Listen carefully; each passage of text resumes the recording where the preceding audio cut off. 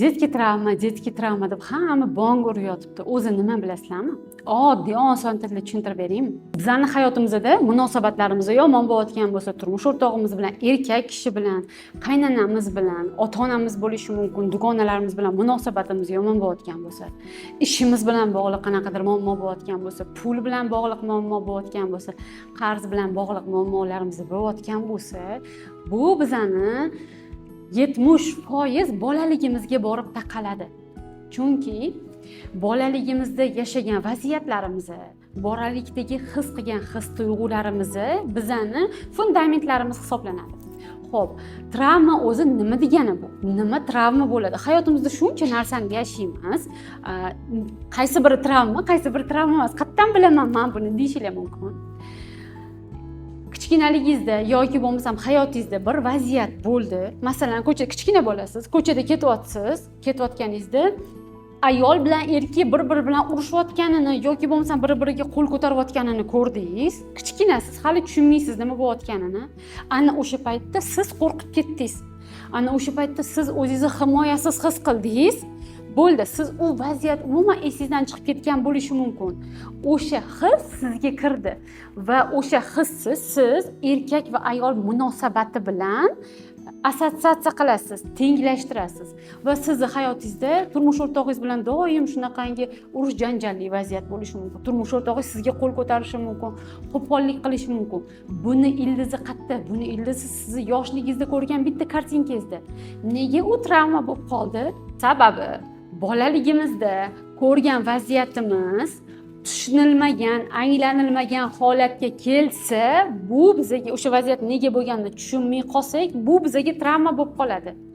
Mabodo shunaqa vaziyat bo'ldi, siz tushunmay qoldingiz, bo'ldi sizda travma qoldi. Bu xavfli erkak bilan ayol yonma-yon kelishi, bu xavf, urush janjal, shunaqa himoyasiz atmosfera degan ong ostingizga ishonch yozildi.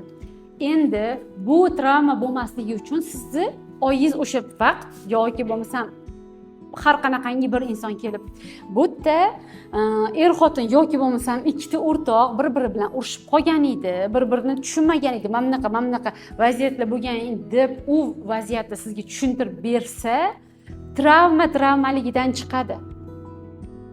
Endi biza katta bo'lganimizda bu travmani qanaqa yechamiz? Bolaligimizga ketib, ishlanilmagan, yashanilmagan his-tuyg'ularni oxirigacha yashab, tushunilmagan vaziyatni tushunilgan, ya'ni anglanilgan vaziyatga aylantirganimizda travmalarimiz yechilishni boshlaydi.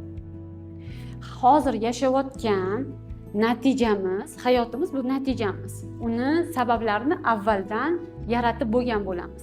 Agar natijani o'zgartirmoqchi bo'lsak, hozir hayotingizni o'zgartirmoqchisiz, muammoingizni o'zgartirmoqchisiz, ish bilan bog'liq, pul bilan bog'liq muammoingiz yoki sog'lomsizlik bo'lishi mumkin. Buni o'zgartirmoqchi, to'g'irlamoqchi bo'lsangiz, uni borib sababiga ketasiz.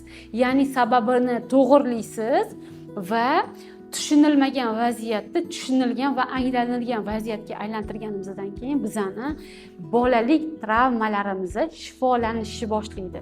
Bolalik travmalarimiz shifolangandan keyin hozirgi natijamiz, hozirgi hayotimizda o'zgarishlar bo'lishni boshlaydi. Turmush o'rtog'ingiz sizga yaxshi gapirishi, mehribon bo'lishni boshlaydi, pulni berishi mumkin, sovg'alar berishi mumkin, boshqa insonga aylanishni boshlaydi. Xuddi shunaqa atrofimizdagi boshqa vaziyatlar, boshqa insonlarda ham shunaqa o'zgarish boshlaydi. Negaki siz uni ildizini shifoladingiz. Erkak, masalan, sizni munosabatingizda sizni erkagingiz ichadi, sizga yomon munosabatda bo'ladi. Buni sababi bizani ko'p holatlarda adamizga bog'liq bo'ladi.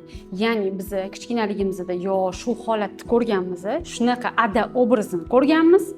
Adangiz bo'lmasligi mumkin, shunaqa tog'a obrazini ko'rgansiz, shunaqa amaki obrazini ko'rgansiz yoki qo'shningiz bilan shunaqa vaziyat bo'lgan. Shu obrazni ko'rgansiz va kichkina bolaligingizdagi bu obraz erkak shunaqa bo'ladi degan fundament sizga qo'yilgan. Ana o'sha fundamentni ko'rib chiqib, bu fundamentni olib tashlamasa, sizni yoningizdagi kelgan erkak, misol uchun, bir marta turmushga chiqqan bo'lishingiz mumkin, ikki marta bilasiz, eshitganmisizlar, peshana bitta bo'ladi deyshadi. Nega? Chunki travmani shifolamaganimiz muddaticha, ya'ni peshonamiz, taqdirimiz bitta bo'laveradi. Uni ildizini olib tashlamagunimizcha. Siz adezi ichishlarini qabul qila olmagansiz yoki bo'lmasam kichkinaligingizda adez ichganlar uchun juda ham undan nafratlangansiz yoki bo'lmasam juda ham undan uyalgansiz, ya'ni adezni qabul qilmagansiz, vaziyatni qabul qilmagansiz. Bu vaziyat ishlanilmagunicha, bu vaziyat qabulga kelinmaguncha sizni oldingizdagi turmush o'rtog'ingiz, sizni yoningizdagi erkagingizni xatti-harakatlari o'zgarmaydi. Agar sizni ishingiz bilan muammo bo'layotgan bo'lsa, pulingiz bilan muammo bo'layotgan bo'lsa, buni ko'pincha oqibati sababi adamimizga borib taqaladi. Adamimizdan yo nafratlanganmiz, adamimizni yo kechira olmaganmiz, adamimizni yo ayblaganmiz yoki bo'lmasam adamimizga rahmimiz kelgan. Shu adamimiz bilan bog'liq his-tuyg'ularimizni ishlamagunimizcha bizning hozirgi hayotimiz, realностimiz o'zgarmaydi. Agar bolalikdagi travmalaringiz bilan ishlamoqchi bo'lsangiz, ildizlarni ko'rmoqchi bo'lsangiz, buni hal qilmoqchi bo'lsangiz va hayotingizni o'zgartirib, yengildan boshlamoqchi bo'lsangiz, konsultatsiyaga yozilishingiz mumkin yoki video tagida havola orqali Telegram kanalimizga o'tishingiz mumkin.